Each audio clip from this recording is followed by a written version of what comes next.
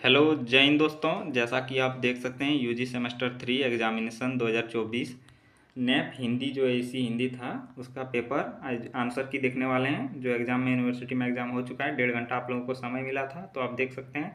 इसमें पहला क्वेश्चन है, पेपर काफ़ी ईजी था, आप देखेंगे तो बहुत ही ईजी, आप 30+ स्कोर आसानी से कर सकते हैं अगर आपने मेरा वीडियो देखा होगा। तो चलिए शुरू करते हैं। पहला नंबर क्वेश्चन है, पल्लवन का शाब्दिक अर्थ क्या है? तो पल्लवन का शाब्दिक अर्थ होता है विस्तार करना। क्वेश्चन नंबर 2 है, एक अच्छे संक्षेपण का विशेषता नहीं है। तो एक अच्छे संक्षेपण की विशेषता क्या नहीं है? तो घ नंबर आंसर हो जाएगा अनावश्यक विस्तार। क्वेश्चन नंबर 3 है, सही वाक्य शुद्धि पहचाने। तो सही वाक्य शुद्धि क्या होगा?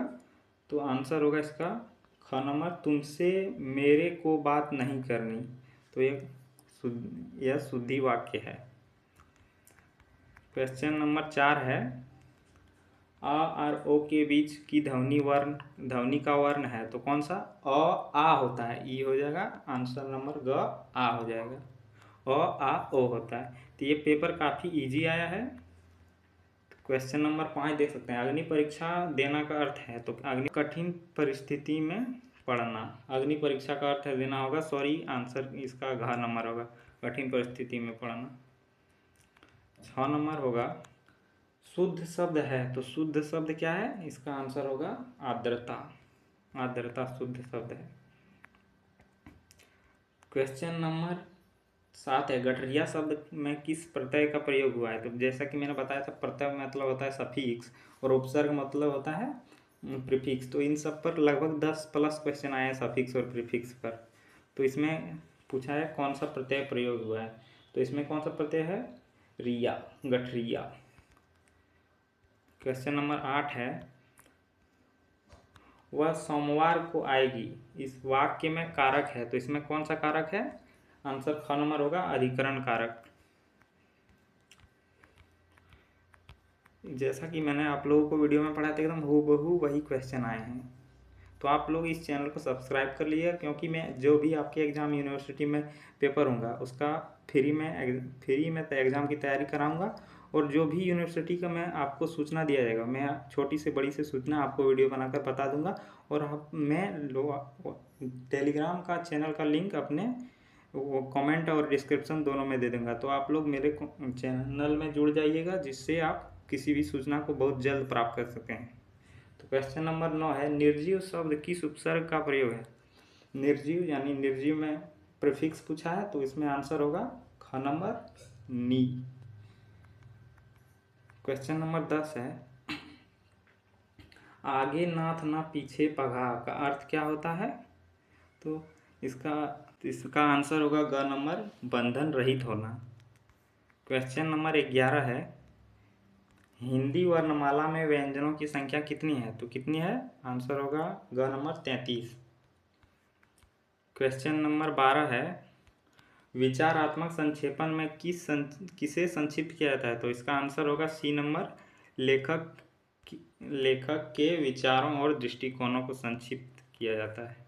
क्वेश्चन नंबर 13 है, किस सूत्र वाक्य में गर्भ में छिपे भाव को पूरी तरह से व्यक्त करने की प्रक्रिया क्या कहलाती है? तो क्या कहलाती है? इसका आंसर होगा पल्लवन कहलाती है। यानी जो सूत्र वाक्य में छिपा है शब्द, उसको व्यक्त करना मतलब विस्तार से व्यक्त करना, इसको पल्लवन कहेंगे। आप लोग मेरे टेलीग्राम से चैनल से जुड़ जाइए, क्योंकि मैं जो भी आपके यूनिवर्सिटी का अपडेट होगा सबसे पहले मैं आपको उसी चैनल पर मिलेगा। और आप लोगों को यह भी कमेंट करके बताना कि आप कितने सही कर पाएँ। जो भी जिसका भी सबसे अधिक नंबर लाया होगा उसका कमेंट मैं पिन कर दूंगा। क्वेश्चन नंबर 14 है, लाल पीला होना का अर्थ क्या है? तो लाल पीला होना का अर्थ है क्रोध करना। जब देखते हैं मोटू पतलू, आप लोग देखते होंगे तो पता चलता है, जब मोटू देखता है क्रोध आता है तो लाल हो जाता है। तो उसी का अर्थ में लाल पीला होना मतलब क्रोध होना। क्वेश्चन नंबर 15 है, आसमान पर चढ़ना मुहावरे का अर्थ बताइए। तो क्या होगा? इसका आंसर होगा घ नंबर, अत्यधिक प्रशंसा करना। आगे बढ़ते हैं। क्वेश्चन नंबर 16 है, गेरुआ शब्द में किस प्रत्यय का प्रयोग हुआ है? तो कौन सा प्रयोग हुआ है? इसका आंसर होगा क नंबर, हुआ। क्वेश्चन नंबर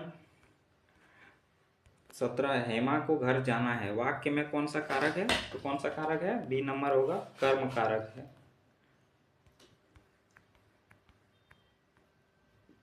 18 नंबर क्वेश्चन है, पल्लवन करते समय किस बात का ध्यान रखना चाहिए? तो किस बात का ध्यान रखना चाहिए?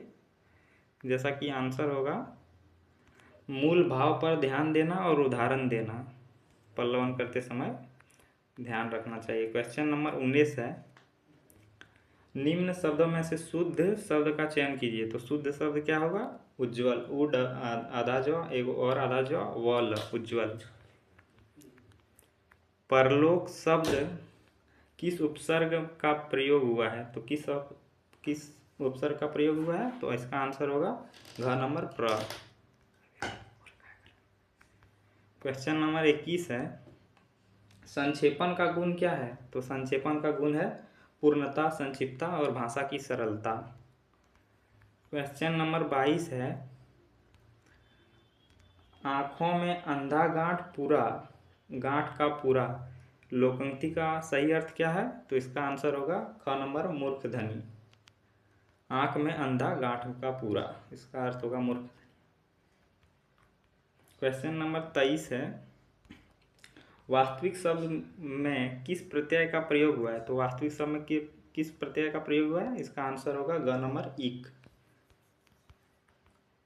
24 नंबर क्वेश्चन है, हंसुए में ब्याह में खुरपी गीत का अर्थ है। तो इसका आंसर क्या होगा? इसका आंसर होगा असंगत बातें करना। चलिए आगे बढ़ते हैं। 25 नंबर क्वेश्चन है, कारक के कितने भेद हैं? तो कारक के कितने भेद हैं? आंसर होगा 8 भेद हैं। क्वेश्चन नंबर 26 है, आयुषी पढ़ती है, इस वाक्य में कौन सा कारक है? तो आयुषी पढ़ती है इस वाक्य में आंसर होगा सी कर्ता, ग नंबर कर्ता कारक है। क्वेश्चन नंबर 27 है, शुद्ध शब्द है, तो इसमें कौन सा शुद्ध शब्द है? तो इसका आंसर होगा दुरावस्था, यह शुद्ध शब्द है। क्वेश्चन नंबर 28 है, पल्लवन किस शैली में लिखा जाता है? तो पल्लवन किस शैली में लिखा जाता है? व्यास शैली में लिखा जाता है। क्वेश्चन नंबर 29 है, संक्षिप्तता में कितने अर्थ होते हैं? तो संक्षिप्तता में कितने अर्थ होते हैं? इसका आंसर होगा 3। चलिए आगे बढ़ते हैं। क्वेश्चन नंबर 30 है, वह पत्र लिख रही है, वाक्य में रेखांकित अंश में कारक है, तो क्या कारक है? क नंबर कर्म है। क्वेश्चन नंबर 31 है, घुमक्कड़ शब्द में किस प्रत्यय का प्रयोग हुआ है? तो प्रत्यय होता है सफिक्स जो लास्ट में लगता है, तो इसमें अक्कड़ का प्रयोग हुआ है। क्वेश्चन नंबर 32 है, देख सकते हैं जैसा कि मैंने बोला कि प्रत्यय और उपसर्ग से बहुत क्वेश्चन आए। सुचारू शब्द किस उपसर्ग का प्रयोग हुआ है? तो किस शब्द का प्रयोग हुआ है? गो नंबर आंसर होगा सु। क्वेश्चन नंबर 33 है, तू डाल डाल में पात पात का अर्थ है? तो दोनों विद्वान, आंसर ए हो जाएगा दोनों विद्वान, क नंबर। क्वेश्चन नंबर 34 है, टांग अड़ाना का अर्थ है? तो टांग अड़ाना का अर्थ हो जाएगा घ नंबर आंसर रुकावट पैदा करना, ये आंसर हो जाएगा। क्वेश्चन नंबर 35 है, अशुद्ध शब्द है, तो कौन सा अशुद्ध शब्द है? तो आंसर होगा ख नंबर उषा। क्वेश्चन नंबर 36 है, मैंने ये क्वेश्चन थोड़ा डाउट क्वेश्चन था, जब गूगल से पता किया तो इसका आंसर ख बता रहा है। आप लोग फिर भी देखिए मॉडिफाई कर लीजिएगा, देखिएगा क्या होगा, शायद गूगल से पूछें तो ख होगा। क्वेश्चन नंबर 36 है, निम्न वाक्यों में से शुद्ध वाक्य है, तो शुद्ध क्या वाक्य है? तो आंसर होगा ग नंबर, श्री कृष्ण के अनेक प्रकार के नाम हैं। क्वेश्चन नंबर 37 है, अमोल शब्द में किस उपसर्ग का प्रयोग हुआ है? तो किस उपसर्ग का प्रयोग हुआ है? तो आंसर होगा ग नंबर। क्वेश्चन नंबर 38 है, आम के आम गुठलियों के दाम का अर्थ है दोहरा लाभ होना, तो एक बार फिर से आप हमारी चैनल को जरूर सब्सक्राइब कर लीजिएगा, क्योंकि छोटी से छोटी अपडेट आपको इसी चैनल पर मिलेगी SKMU का। और हमारे टेलीग्राम चैनल को भी ज्वाइन कर लीजिएगा। क्वेश्चन नंबर 39 है, ननिहाल शब्द में किस प्रत्यय का प्रयोग हुआ है? तो किस प्रत्यय का प्रयोग हुआ है? इसमें होगा हाल। क्वेश्चन नंबर 40 है, जैसा कि आप देख सकते हैं। क्वेश्चन नंबर 40 है, समाचार शब्द में किन किन उपसर्गों का प्रयोग हुआ है? तो किन किन से उपसर्गों का प्रयोग हुआ है? ये होगा घ नंबर सम जोड़ आ। देखिए, सम से सम हो गया और समा आ समाचार, तीन में उपसर्गों का अ भी का प्रयोग हुआ है। घ नंबर आंसर होगा। क्वेश्चन नंबर 41 है, टस से मस ना होना का अर्थ है क्या होगा? अपनी बातों से नहीं हटना। क्वेश्चन नंबर 42 है, अशुद्ध शब्द पूछा है, तो अशुद्ध शब्द क्या है? इसमें अशुद्ध शब्द है ग नंबर महात्मा है।